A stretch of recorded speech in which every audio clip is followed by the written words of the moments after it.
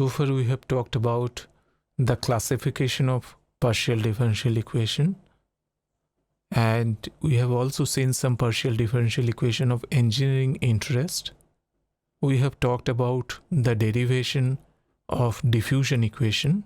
Now in the remaining part of this week, we'll primarily talk about one-dimensional transient diffusion equation. We'll solve this 1D transient diffusion using various methods. But before we actually solve them, we start with a procedure that we call non-dimensionalization. What does it actually mean? We'll see it. But one thing you will see that this procedure will reduce the number of parameters, and also it will generalize a particular problem. So let us see how we do non-dimensionalization. So let us recall our transient diffusion, which is this del T equals alpha del square T plus Q. This alpha is diffusivity. In heat transfer, this is thermal diffusivity. In mass transfer, this is mass diffusivity. Q is the source term. In particular, in heat conduction application, this Q is Q triple prime by rho C, where Q triple prime is heat generation rate per unit volume. The rho is material density and C is the specific heat. Alpha becomes thermal conductivity K divided by rho C in heat conduction. Now, we know that in one-dimensional Cartesian coordinate, this Laplacian del square becomes del 2 del x2, unless of course it is steady. In unsteady case, which we will discuss, this is del 2 del x2, and one-dimensional transient diffusion then comes del T equals alpha del 2T del x2 plus Q. Now for simplicity, we drop this Q and we take del T equals alpha del 2T del x2. It's difficult to simplify any further here, because if we drop any further term, it will become an ordinary differential equation. Of course, such an ordinary differential equation such as d2t dx2 we have already solved. So we'll not going back there. What we'll talk about is this one-dimensional transient diffusion equation that is in this form. But before we do any solution, we'll first try non-dimensionalization.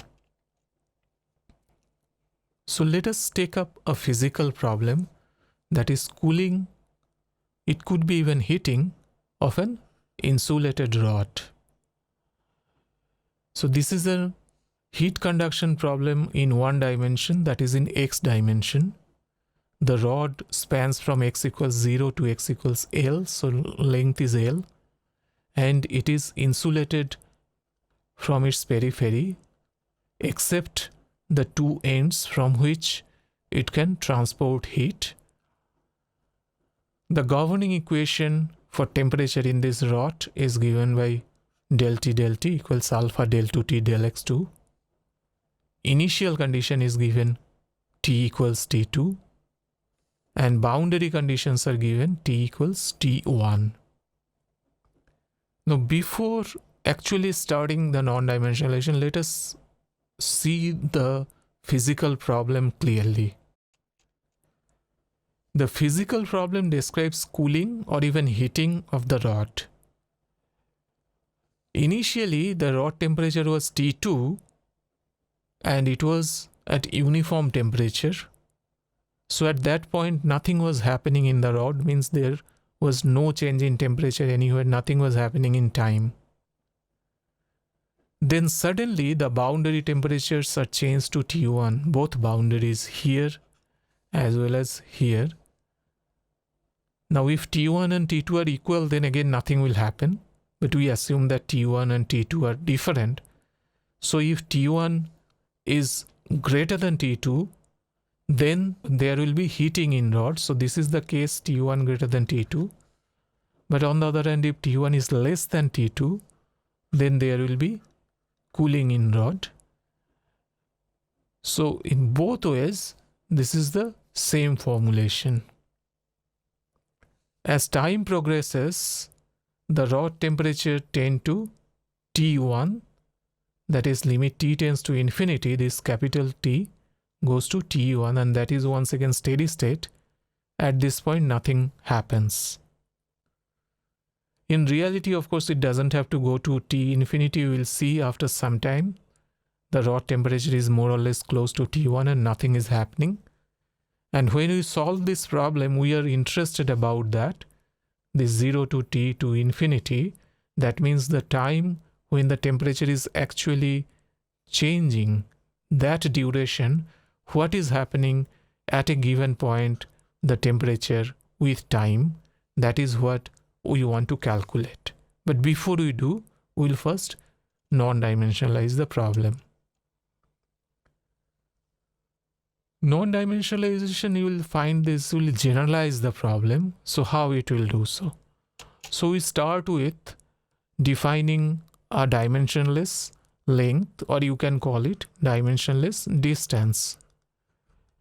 So the distance is z, that is x by L. L is the length of the rod. Does it really help? Well, it does help. This L we call is length scale or characteristic scale. So all the distance in this rod will measure with the scale of L, which means, for example, x here, if the L was like 5 meter, and here let us say x equals 2.5 meter, but now we'll consider this L as our scale. So for us here the z will be only 0.5, here the z will be 1, here of course it will still be 0. So the entire length now spans between 0 to 1. It is helpful, we have reduced one parameter L. Similarly, the dimensionless temperature, we define theta as T minus T1 divided by T2 minus T1. Therefore, this will help bring down the distance and temperature between 0 and 1. Why temperature is coming between 0 and 1? See, the initial temperature was T2. If I plug in T2 here, this is T2 minus T1 by T2 minus T1, that is 1. And as we were expecting that in long time temperature will go to T1, that means it will be T1 minus T1, T2 minus T1 is 0, which basically is saying that the problem now comes down to a rod of length 1 whose temperature is going down to 0 from 1. So we have removed T1, T2 and L from our problem actually. So now, because this z is x by L, I can write del x dx is L dz, or del x is L del z, whatever way you write it. Similarly, theta is T minus T1 by T2 minus T1. So I can write from here, this T minus T1 is equal to T2 minus T1 multiplied by theta, or I can take this dt is T2 minus T1 d theta, or you can write a del t, T2 minus T1 del theta. Now we take this idea and I plug in this in my governing equation. So in my governing equation now, instead of del t I have del theta, and instead of del x I have this del z twice. So this gives us L square. T2 minus T1 appears here and T2 minus T1 appears here, so they cancel each other. So I don't see any capital T here, but L, alpha, they still remain and they have their dimension. In this equation, del theta doesn't have a dimension, del 2 theta doesn't have a dimension, del z2 doesn't have a dimension, but T as time, it has its dimension, alpha, L squared, they have their dimension. So what we can do, just cleverly we consume this alpha and L square within T, then immediately the equation will be dimensionless. So this, I take this tau where I have consumed alpha and L square. So my tau is alpha T by L square. Now you see this was already dimensionless. This was already dimensionless. This was already dimensionless. Therefore this del tau is also dimensionless. So alpha T by L square, it must be dimensionless. If you see it physically, this alpha has a unit of length square by time multiplied by time s, and L square is length square. So this is dimensionless, as you can see. This tau, that is alpha T by L square, is an important quantity in engineering. In particular in heat transfer, we call this Fourier number. So now that I have non-dimensionalized my equation, del theta del tau is del 2 theta del z square. This was my physical problem. Now I do not have that physical problem anymore. This is my imaginary problem now, which is dimensionless problem, which is from z equal to 0 to z equal to 1. So our rod was x equal to 0 to x equal to L, but my dimensionless problem, I have a new type of rod that doesn't care about x. It has this direction of z, and it goes between z equal to 0 to 1. But we are not done yet, because we have the initial condition and boundary condition to work with. We have to non-dimensionalize the initial and boundary conditions as well if we want to solve them. My initial condition was at t equals 0, capital T was t2. T equals 0 means tau equals 0, because tau is alpha times t by L square, and x actually gives rise to z. If t is t2, then t2 minus t1 by t2 minus t1 is 1. So I can write my dimensionless boundary condition tau equals 0, where z is between 0 to 1. That is 1. This is my initial condition, theta equals 1.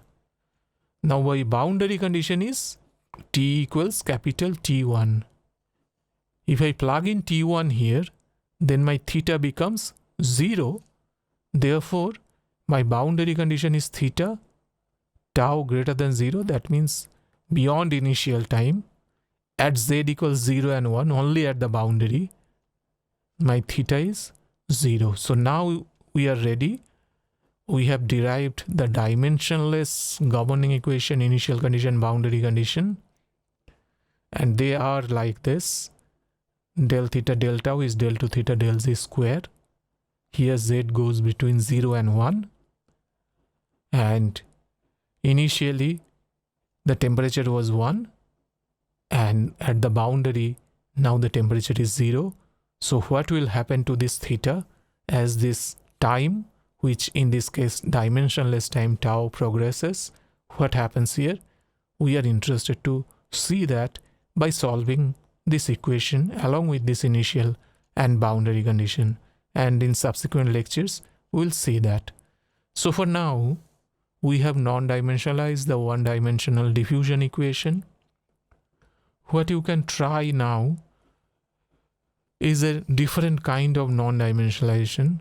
Here at one boundary the heat flux is specified instead of temperature.